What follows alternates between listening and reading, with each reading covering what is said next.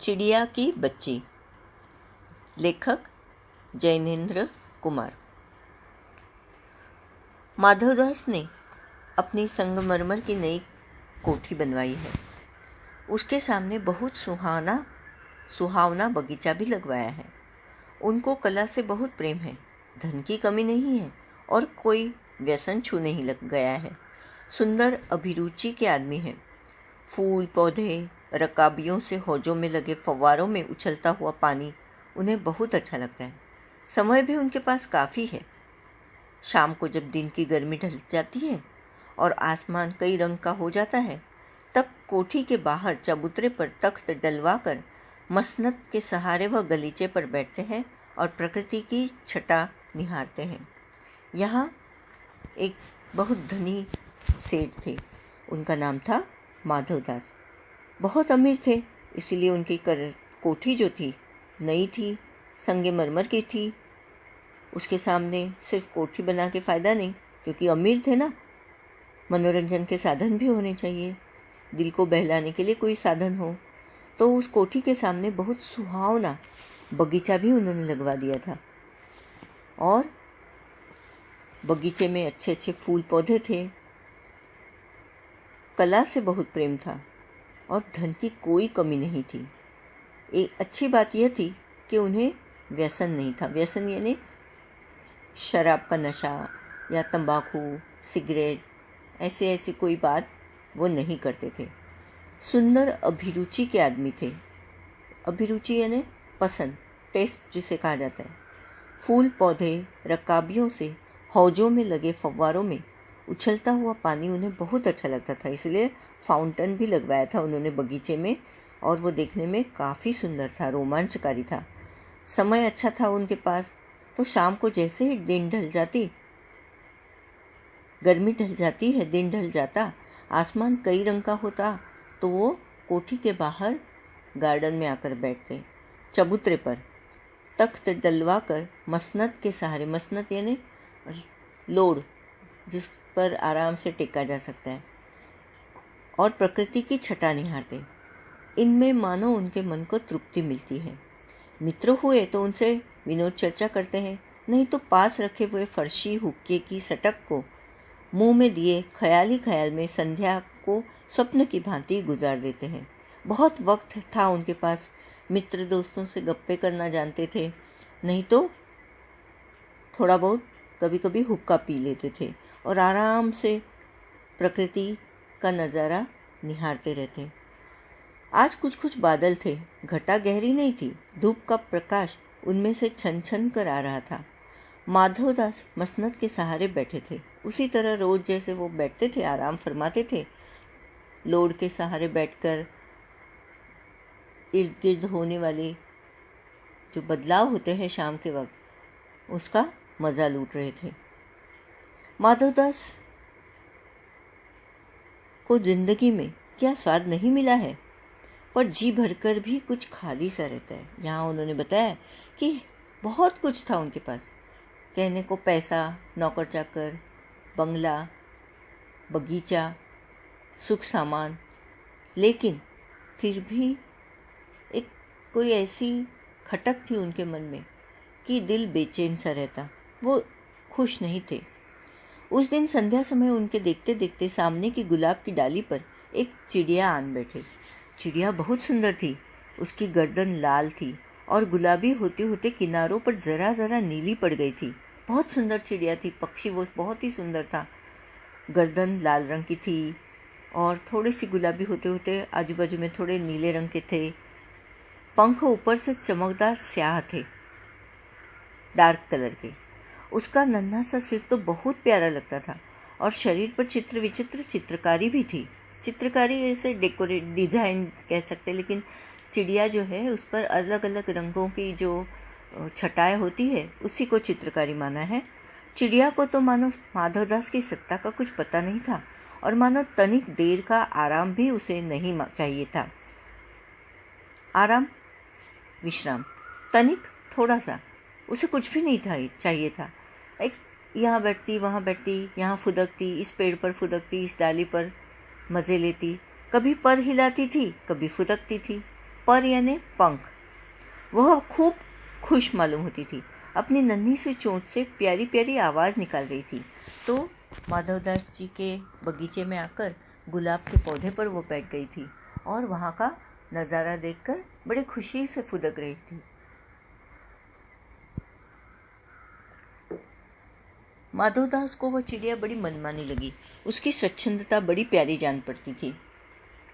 चिड़िया आज़ाद थी, उसे किसी ने कैद नहीं किया था। छोटी थी, मासूम थी, यहाँ वहाँ फुदकना ही उसकी ज़िंदगी थी। कुछ देर तक वो उस चिड़िया का इस डाली से उस डाली थिरकना देखते रहे। इस समय वो अपना बहुत कुछ भूल गए। उन्होंने उस चिड़िया से कहा, आओ, तुम बड़ी अच्छी आई। यह बगीचा तुम लोगों के बिना सूना लगता है। सुनो चिड़िया, तुम खुशी से यह समझो कि यह बगीचा मैंने तुम्हारे लिए ही बनवाया है। तुम बेखटके यहाँ आया करो। अब माधवदास जी ने अकेले थे वे चिड़िया को उस बगीचे में रोज़ आने का न्योता दिया और कहा कि मानो ये बगीचा जो है ना, वो मैंने तुम्हारे लिए ही बनवाया है। जब जी चाहो आओ, फुदको। मुझे तुम्हें देखना अच्छा भी लगता है। चिड़िया पहले तो और सावधान रही। वो सावधान नहीं थी, उसे नहीं पता था कौन मुझसे बात कर रहा है, क्या हो रहा है। फिर जानकर कि बात उससे की जा रही है, वो एकाएक तो घबराई। फिर संकोच को जीत कर बोली, मुझे मालूम नहीं था कि यह बगीचा आपका है। मैं अभी चली जाती हूँ। पल भर सांस लेने मैं यहाँ टिक गई थी। थोड़ी देर के लिए थोड़ा आराम करने, विश्रांति लेने मैं यहाँ बैठ गई थी। माफ़ करना, मुझे नहीं पता था कि यह बगीचा आपका है। माधवदास ने कहा, हाँ, बगीचा तो मेरा है। यह संगमरमर की कोठी भी मेरी है। लेकिन इन सबको तुम अपना भी समझ सकती हो।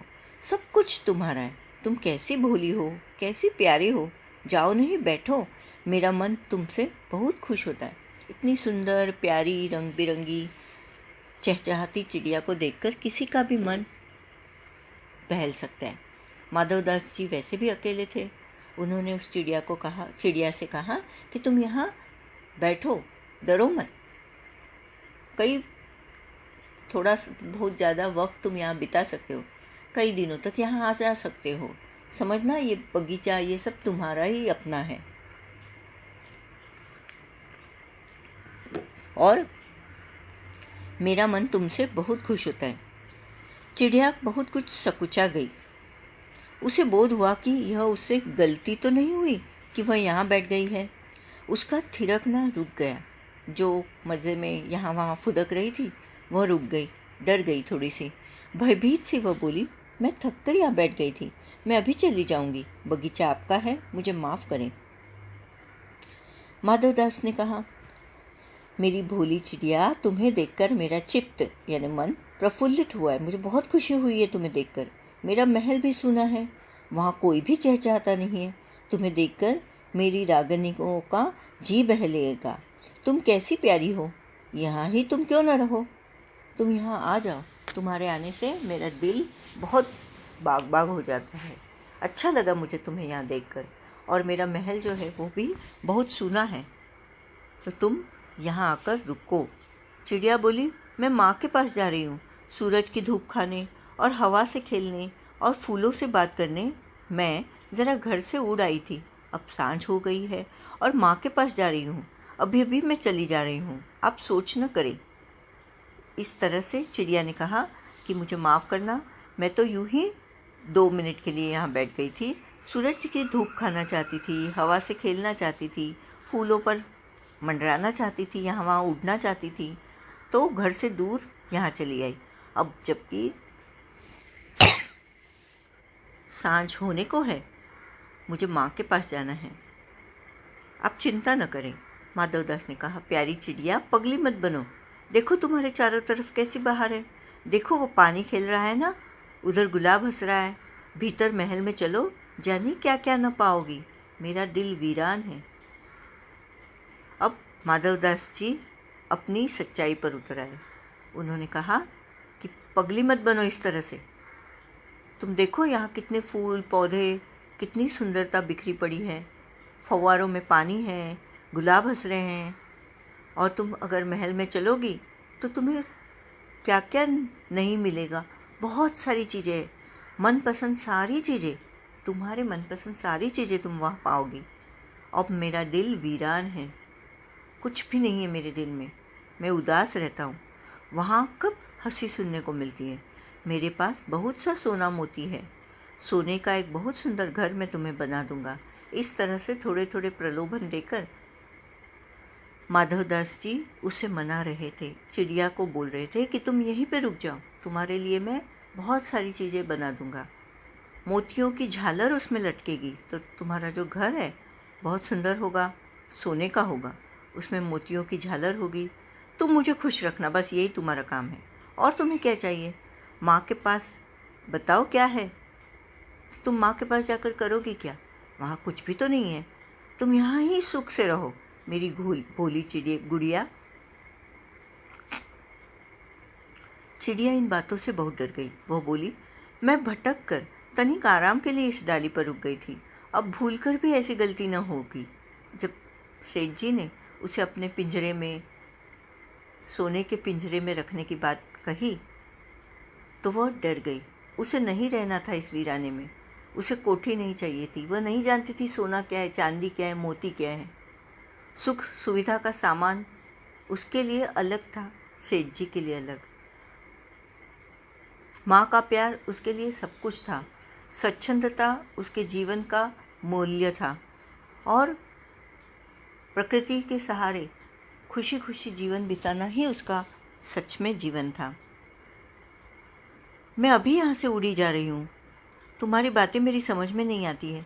मेरी माँ के घोंसले के बाहर बहुतेरी सुनहरी धूप बिखरी रहती है, मुझे और क्या करना है। 2 दाने माँ ला देती है, और जब मैं पर खोलने बाहर जाती हूँ तो माँ मेरी बाट देखती रहती है। बाट देखना, राह देखना कि मेरी बेटी कब आएगी। मुझे तुम और कुछ मत समझो, मैं अपनी माँ की हूँ। इस तरह से चिड़िया ने उसे साफ साफ मना कर दिया। माधवदास ने कहा, भोली चिड़िया तुम कहाँ रहती हो? तुम मुझे नहीं जानती हो? चिड़िया, मैं माँ को जानती हूँ, भाई को जानती हूँ, सूरज को और उसकी धूप को जानती हूँ, घास पानी और फूलों को जानती हूँ। महामान्य, तुम कौन हो? मैं तुम्हें नहीं जानती। इस तरह चिड़िया ने कहा कि जो प्रकृति में ईश्वर द्वारा बनाए गए नैसर्गिक सुख सुविधाओं का साधन है, यानी धूप है, हवा है, मेरी माँ जो है सबसे महत्वपूर्ण, मेरा भाई है, मेरा छोटा सा घोंसला है तो क्या हुआ, उसके बाहर सूरज की धूप निखरती है, ये मुझे बहुत अच्छी लगती है। और तुम कौन हो मैं नहीं जानती, मुझे उससे कुछ लेना देना नहीं।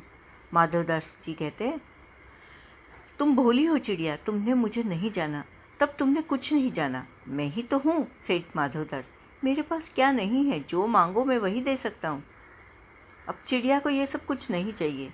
चिड़िया कहती है, पर मेरी तो छोटी सी जात है, आपके पास सब कुछ है, तब मुझे जाने दीजिए। माधवदास, चिड़िया तू निरी अनजान है, पक्की पूरी, मुझे खुश करोगी तो तुझे माला माल कर सकता हूँ। चिड़िया कहती है, तुम सेठ हो, मैं नहीं जानती सेठ क्या होता है। सेठ माधवदास थे, तो सेठ के पास इस हमारी दुनिया में जिसके पास बहुत पैसा हो, गाड़ी हो, बंगला हो, घर, नौकर चाकर, सुख सुविधाओं का साधन, बहुत सारा पैसा, वो सेठ कहलाता है। पर चिड़िया की दुनिया में उसे क्या पता सेठ किसे कहते हैं। तो वो कहती है कि मैं नहीं जानती सेठ क्या होता है, पर सेठ कोई बड़ी बात होगी। मैं अनसमझ ठहरी, अनसमझ ना समझ। माँ मुझे बहुत प्यार करती है, वह मेरी राह देखती होगी। मैं मालामाल होकर क्या कहूँगी, मैं नहीं जानती।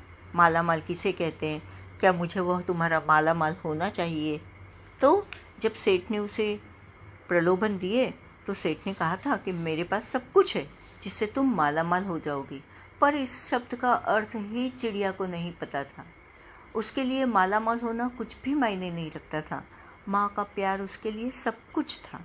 सेठ, अरे चिड़िया तुझे बुद्धि नहीं है, तू सोना नहीं जानती? सोना यानी गोल्ड, उसी की जगत को तृष्णा है, प्यास। सब कोई चाहता है कि हमें सोना मिल जाए, गोल्ड मिल जाए। वह सोना मेरे पास ढेर का ढेर है, तेरा घर समूचा सोने का होगा। ऐसा पिंजरा बनवाऊंगा कि कहीं दुनिया में न होगा, ऐसा कि तू देखती रह जाए, तो उसके भीतर थिरक फुदक कर मुझे खुश करियो। इस तरह से अब माधवदास जी अपनी औकात पर आ गए। उनके वीरान दिल को सुकून चाहिए था, खुश करने के लिए कोई साधन चाहिए था। सोना चांदी, हीरे मोती, नौकर चाकर, बगीचा, कोठी, इनसे उनको मनोरंजन उनका नहीं हो रहा था। उन्हें ऐसे ही प्यारी, सुंदर, थिरकने वाली, फुदकने वाली, चिचियाने वाली चिड़िया चाहिए थी जो उनका मनोरंजन कर सके। तेरा भाग्य खुल जाएगा, तेरे पानी पीने की कटोरी भी सोने की होगी।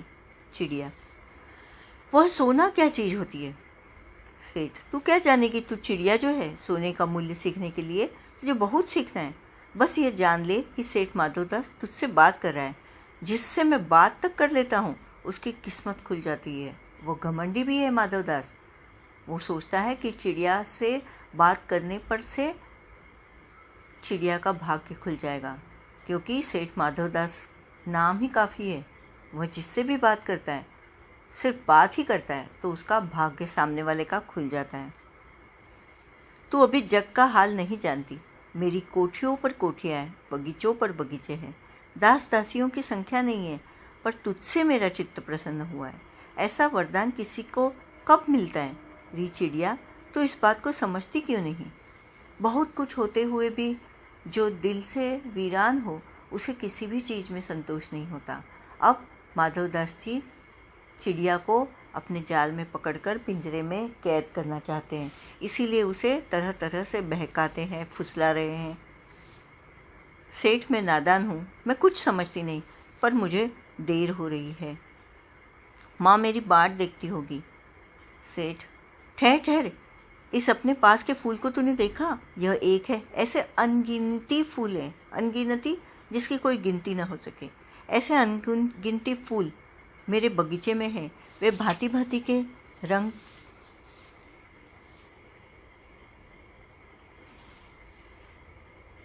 भांति भांति के रंग के हैं, तरह तरह की उनकी खुशबू है।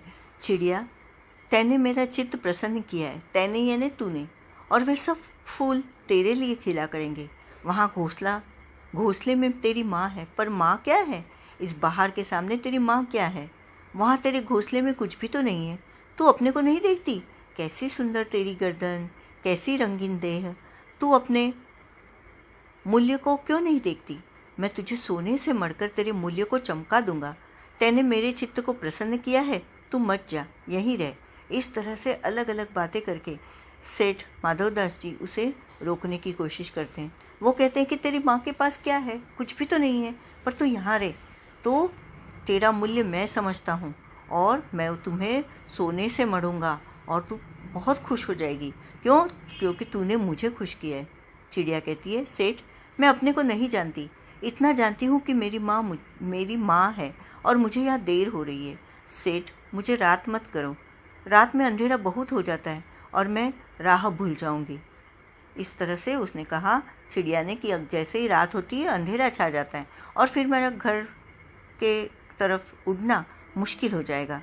सेठ ने कहा, अच्छा चिड़िया, जाती हो तो जाओ, पर इस बगीचे को अपना ही समझो, तुम बड़ी सुंदर हो। यह कहने के साथ ही सेठ ने एक बटन दबा दिया। अब बहुत सारी मिन्नतें बार बार कहने के बावजूद भी, मिन्नतें करने के बावजूद भी जब चिड़िया रुकने का नाम नहीं ले रही थी, तो सेठ जी ने दगा किया, उसके साथ धोखा किया। एक बटन दबाकर दूर कोठी के अंदर आवाज़ हुई, जिससे एक दास यानी एक नौकर झटपट बाहर भागकर आ गया। यह सब क्षण भर में हो गया, क्षण भर, पल भर में, और चिड़िया कुछ भी नहीं समझी कि ये क्या हो रहा है। सेठ कहते रहे और उसको बहकाते रहे ताकि वो वहीं बैठी रहे और नौकर उसे पकड़ सके। तुम अभी माँ के पास जाओ, माँ बाट देखती होगी, पर कल आओगी ना? कल आना, परसों आना, रोज़ आना। यह कहते कहते दास को सेठ ने इशारा कर दिया और वह चिड़िया को पकड़ने के जतन में चला। वो कोशिश कर रहा था नौकर कि चिड़िया को पकड़ ले। सेठ कहते रहे, सच तुम बड़ी सुंदर लगती हो। तुम्हारे भाई बहन है? कितने भाई बहन हैं? चिड़िया नादान थी, छोटी सी थी, मासूम थी। उसे माधवदास जी का बहकाना समझ में नहीं आया कि इस तरह से बातों में उसे क्यों उलझा रहे हैं। चिड़िया ने जवाब दिया, 2 बहन 1 भाई, पर मुझे देर हो रही है। हाँ हाँ, जाना, अभी तो उजेला है, 2 बहन 1 भाई है, बड़ी अच्छी बात है। पर चिड़िया के मन के भीतर जाने क्यों चैन नहीं था। वह चौकन्नी हो चारों ओर देखती थी। उसने कहा, सेठ मुझे देर हो रही है। सेठ ने कहा, देर अभी कहाँ, अभी उजेला है। मेरी प्यारी चिड़िया, तुम अपने घर का इतने और हाल सुनाओ, भय मत करो। चिड़िया ने कहा, सेठ मुझे डर लग रहा है, माँ मेरी दूर है, रात हो जाएगी तो राह नहीं सूझेगी। इतने में चिड़िया को बोध हुआ, पता चला कि जैसे कठोर स्पर्श उसके देह को छू गया। वह चीख देकर चिचियाई और एकदम उड़ी। नौकर के फैले हुए पंजे में वह आकर भी नहीं आ सकी। तब वह उड़ती हुई एक सांस में माँ के पास गई और माँ की गोद में गिरकर सुबकने लगी। ओ माँ, सुबकना यानी रोना। माँ ने बच्ची को छाती से चिपटाकर पूछा, क्या है मेरी बच्ची, क्या है? पर बच्ची काँप काँप कर माँ की छाती से और चिपक गई। बोली कुछ नहीं, बस सुबकती रही। ओ माँ। बड़ी देर में उसे ढाढ़स बंधा और तब वह पलक बंद करके उस छाती में ही चिपक कर सो गई, जैसे अब पलक न खोएगी। इस तरह चिड़िया की ये कहानी खत्म हुई। धन्यवाद। प्रश्न अभ्यास। कहानी से किन बातों से ज्ञात होता है कि माधवदास का जीवन संपन्नता से भरा था और किन बातों से ज्ञात होता है कि वह सुखी नहीं था। सेठ माधवदास की कोठी नई संगमरमर की थी। कोठी के सामने सुहावना बगीचा था। धन की कमी न थी। फूल पौधे फव्वारों से बगीचे की शोभा बढ़ाई थी। शाम ढलते ढलते कोठी के बाहर चबूतरे पर तख्त डलवाकर प्रकृति को वह निहारते। घर में नौकरों की कमी न थी। घर में सोना चांदी मोती और बहुत कुछ था। इतनी संपन्नता होते हुए भी वे सुखी न थे। सब कुछ होते हुए भी वे जी में खालीपन अनुभव करते थे। इन सभी चीज़ों के होते हुए भी वे दिल से सुखी न थे। दूसरा सवाल, माधवदास क्यों बार बार चिड़िया से कहता है कि यह बगीचा तुम्हारा ही है? क्या माधवदास निस्वार्थ मन से ऐसा कह रहा था? स्पष्ट कीजिए। माधवदास को चिड़िया की सुंदरता बहुत भा गई। वह चाहते थे कि यह प्यारी चिड़िया सदा उनके बगीचे में रहे। बार बार ये बात कहकर वे उसे मना रहे थे। माधवदास जी का यह कहना निस्वार्थ भाव से न था। वह चिड़िया को महल के पिंजरे में बंद करके रखना चाहते थे। जब चाहे उसे अपनी मर्जी से देखे और उसकी चहचहाहट सुने। तीसरा सवाल, माधवदास के बार बार समझाने पर भी चिड़िया सोने के पिंजरे और सुख सुविधाओं को कोई महत्व नहीं दे रही थी। दूसरी तरफ माधवदास की नज़र में चिड़िया की जिद का कोई तुक न था। माधवदास और चिड़िया के मनोभावों के अंतर क्या थे, अपने शब्दों में लिखिए। माधवदास धनी थे। उनके लिए पैसा, कोठी, सोना चांदी, नौकर चाकर ही सब कुछ था। चिड़िया को इन बातों का पता तक न था। वह मासूम थी। माँ का प्यार, थोड़े से अनाज के दाने, खुले आसमान में उड़ना, फूलों का आनंद लेना, सूरज की धूप, उसके लिए सब कुछ था। माधवदास का बगीचे में रहना उसे पसंद न था। शाम होने से पहले वो माँ के पास जाना चाहती थी। खुले आसमान में स्वच्छंद होकर उड़ना उनका स्वभाव था। बंधन उसे अमान्य था। दूसरी तरफ माधवदास जी चिड़िया को बेवकूफ़ समझते थे, जो इतनी चीज़ों को छोड़कर वापस जाने का मन रखती है। सोना चांदी, अच्छा दाना, सोने की कटोरी, उनके लिए इन सब का कोई महत्व नहीं था। मतलब चिड़िया के लिए नहीं था, लेकिन सेठ जी के लिए बहुत कुछ था। चौथा सवाल, कहानी के अंत में नन्ही चिड़िया का सेठ के नौकर के पंजे से भाग निकलने की बात पढ़कर तुम्हें कैसा लगा? 40, 50 या इससे कुछ अधिक शब्दों में अपनी प्रतिक्रिया लिखिए। कहानी के अंत में चिड़िया नौकर के चंगुल से निकलकर उड़ गई। ये बहुत अच्छा हुआ। चिड़िया माँ का प्यार, स्वच्छंदता, खुली हवा चाहती थी। माधवदास उसे अपनी बातों में बहका कर नौकर द्वारा कैद कर रखना चाहते थे और यह धोखा था। अगर नौकर उसे पकड़ लेता तो सुंदर चिड़िया को पूरी जिंदगी पिंजरे में कैद होकर गुजारनी पड़ती। माधवदास जैसे स्वार्थी के चंगुल से बचने में वह कामयाब हुई। ये मुझे बहुत अच्छा लगा। प्रश्न 5वां, माँ मेरी बाट देखती होगी। नन्ही चिड़िया बार बार इसी बात को कहती है। आप अपने अनुभव के आधार पर बताइए कि हमारी ज़िंदगी में माँ का क्या महत्व है। हर एक की ज़िंदगी में माँ का स्थान अहम होता है। माँ हमेशा बच्चों के साथ रहती है। सुख हो या दुख, माँ बच्चों पर किसी प्रकार की आँच आने नहीं देती। बच्चों को जन्म देकर उसका पालन पोषण, संस्कार, स्नेह आदि देकर हमें सफलता की ओर वो ले जाती है। बच्चों को हर तरह की सुख सुविधा देकर माँ बच्चों का जीवन यादगार बना देती है। माँ का कर्जा हम कभी नहीं उतार सकते। इस कहानी का कोई और शीर्षक देना हो तो आप क्या देना चाहेंगे और क्यों? यहाँ उन्होंने बताया है कि 5वें सवाल में थोड़ा, इसीलिए जब चिड़िया के बगीचे में देर होने चिड़िया को लगती है तो वह रह रहकर यही कहती है कि माँ मेरा इंतज़ार कर रही होगी। इस कहानी का शीर्षक नन्ही चिड़िया शीर्षक पूर्ण रूप से उपयुक्त होगा। वह छोटी सुंदर प्यारी चिड़िया है, छोटी है, स्वच्छंदता से घूमना उसका स्वभाव है। माधवदास का नौकर जब उसे पकड़ने दौड़ा तो वह उड़कर माँ की गोद में जाकर रुकी। सारी रात माँ की गोद में सोती रही।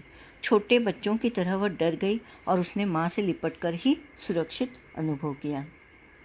कहानी से आगे, इस कहानी में आपने देखा कि वह चिड़िया अपने घर से दूर आकर भी फिर अपने घोंसले तक पहुंच जाती है। मधुमक्खियों, चींटियों, ग्रह नक्षत्रों तथा प्रकृति की अन्य विभिन्न चीज़ों में हमें एक अनुशासनबद्धता देखने को मिलती है। इस तरह के स्वाभाविक अनुशासन का रूप आपको कहाँ कहाँ देखने को मिलता है? उदाहरण देकर बताइए। पशु पक्षी दिन भर विचरण करते हैं पर शाम होते ही अपने घरोंदे में लौटते हैं। सूरज सुबह पूरब से निकलकर शाम को पश्चिम में अस्त होता है। चांद भी रात में निकलकर निश्चित समय बाद मतलब अमावस और पूनम का अनुभव देता है। दूसरा, सोचकर लिखिए कि यदि सारी सुविधाएं देकर एक कमरे में आपको सारे दिन बंद रहने को कहा जाए तो क्या आप स्वीकार करेंगे? आपको अधिक प्रिय क्या होगा, स्वाधीनता या प्रलोभनों वाली पराधीनता? ऐसा क्यों कहा जाता है कि पराधीन व्यक्ति को सपने में भी सुख नहीं मिल पाता? नीचे दिए गए कारणों को पढ़ें और विचार करें। पहला सवाल क है, क्योंकि किसी को पराधीन बनाने की इच्छा रखने वाला व्यक्ति स्वयं दुखी होता है, वह किसी को सुखी नहीं कर सकता। ख, क्योंकि पराधीन व्यक्ति सुख के सपने देखना ही नहीं चाहता। और ग, क्योंकि पराधीन व्यक्ति को सुख के सपने देखने का भी अवसर नहीं मिलता। तो जवाब होगा, सारी सुख सुविधाएं प्राप्त करके भी हम एक कमरे में बंद रहना स्वीकार न करेंगे। हमें स्वाधीनता सदा ही प्यारी होगी। पराधीन का मतलब है दूसरों के अधीन, पर अधीन अर्थात दूसरों की इच्छा से कार्य करना। अनुमान और कल्पना। आपने गौर किया होगा कि मनुष्य, पशु पक्षी इन तीनों में ही माँ और अपने बच्चों का पूरा ध्यान रखती है। प्रकृति की इस अद्भुत देन का अवलोकन कर अपने शब्दों में लिखिए। अनुमान और कल्पना में से है ये, माँ का वात्सल्य, प्रेम और ममत्व की भावना मनुष्य, जानवरों तथा पशु पक्षियों में भी पाई जाती है। माँ बच्चे को पीड़ा सहकर जन्म देती है। उसकी सुरक्षा, देखभाल, संगोपन, खान पान के लिए वह हमेशा जागृत रहती है। चाहे मनुष्य हो या प्राणी, अपनी संतान के लिए माँ किसी भी खतरे का सामना करने को तैयार रहती है। भाषा की बात। क, गुलाब की डाली पर एक चिड़िया आन बैठी। पाठ में पर शब्द के 3 प्रयोग हुए। ख, कभी पर हिलाती थी। ग, पर बच्ची कांप कर माँ की छाती से और चिपक गई। तीनों पर के प्रयोग 3 उद्देश्यों से हुए। इन वाक्यों का आधार लेकर आप भी पर का प्रयोग कर ऐसे 3 वाक्य बनाइए जिनमें अलग अलग उद्देश्यों के लिए पर के प्रयोग हुए हो। तो पहला पर है के ऊपर, डाल पर कोयल बैठी है। दूसरा पर का मतलब है लेकिन, मोहन ने बुलाया पर राम नहीं गया। तीसरे पर का मतलब है पंख, तितली के पर नाजुक होते हैं। पाठ में दूसरा सवाल, तैने, क्षण भर, खुश करियो 3 वाक्यांश ऐसे हैं जो खड़ी बोली हिंदी के वर्तमान रूप में तूने, क्षण भर, खुश करना लिखे बोले जाते हैं, लेकिन हिंदी के निकट की बोलियों में कहीं कहीं इनके प्रयोग होते हैं। इसी तरह के कुछ अन्य शब्दों की खोज कीजिए और वह शब्द है मने यानी मैंने, ले लियो ले लेना, दियो देना, खाना उसके ऊपर डॉट लिखा है खाना। धन्यवाद।